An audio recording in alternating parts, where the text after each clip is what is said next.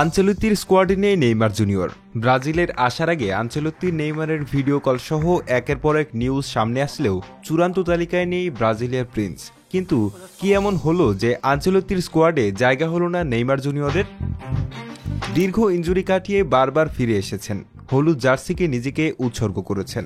যেটুকু সময় ফিরতে গেছে, যেটুকু সময় সুযোগ পেয়েছেন, ব্রাজিলের জার্সিতে নেইমারের থেকে ভালো পারফর্ম করতে পারেনি অন্য কোনো খেলোয়াড়। হালের ভিনিসিয়াস হোক কিংবা রাফিনহা, অ্যান্টনি হোক কিংবা কুনহা, সবাই ডাউনফল দেখেছে, অফ ফর্ম দেখেছে। কিন্তু কেউ বলতে পারবে না নেইমার ব্রাজিলের জার্সিতে শেষ কবে খারাপ পারফর্ম করেছে। বছরের পর বছর, ম্যাচের পর ম্যাচ একা হাতে ব্রাজিলকে টেনেছে, জয় এনে দিয়েছে, গোল অ্যাসিস্টের পসরা সাজিয়েছে, প্রতিটি ম্যাচে ইম্প্যাক্ট রেখেছে। ব্রাজিলের হয়ে, সেলেসাওদের হয়ে ইতিহাস রচনা করতে এসেছে ঘরোয়া লিগের ক্লাবে। অথচ সেই নেইমারের জায়গা হয়নি কার্লো আনচেলত্তির 23 সদস্যের স্কোয়াডে। বিশ্বকাপ বাছাই পর্বের স্কোয়াড ঘোষণার আগ মুহূর্তে আনচেলত্তি বলেন, নেইমার পুরোপুরি ফিট নয়। ইনজুরি থেকে ফিরে নিজের রিদমে ফিরতে সময় লাগবে এই সেলেসাও ফরওয়ার্ডের।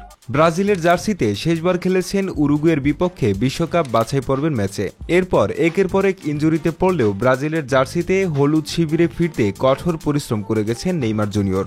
আনচেলত্তির কথা সঠিক হলেও ইনজুরি থেকে ফিরে সন্তোষের হয়ে যেটুকু সময় খেলেছেন, নিজের জাত চিনিয়েছেন।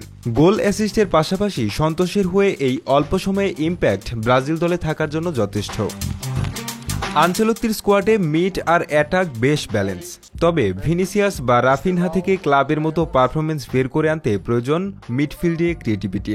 প্রেস রেজিস্ট্যান্সি না হওয়ায় নেইমারকে মিডে না খেলিয়ে ফলস লাইনে রেখে রিয়াল মাদ্রিদের মতো ডায়াগোনাল ডায়মন্ড ফরমেশন ট্রাই করে দেখার দরকার ছিল আনচেলত্তির। 23 সদস্যের স্কোয়াডে ঘরোয়া কোটা থেকে ডাক পেয়েছে পরিচিত কিছু নাম, যাদের মধ্যে থেকে একজনকে বাদ দিয়ে নেইমার জুনিয়রকে অন্তর্ভুক্তি হতে পারত কি প্ল্যান?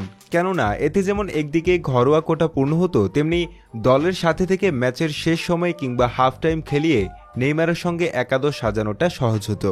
নেইমারের বয়স 30 বছর পার হয়েছে।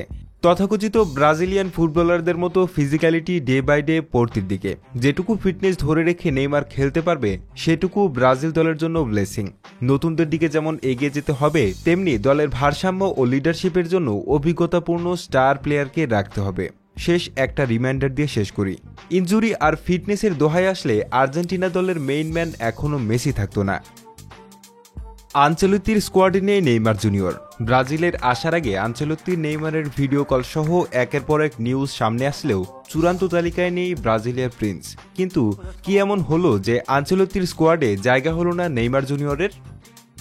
দীর্ঘ ইনজুরি কাটিয়ে বারবার ফিরে এসেছেন, হলুদ জার্সিকে নিজেকে উৎসর্গ করেছেন।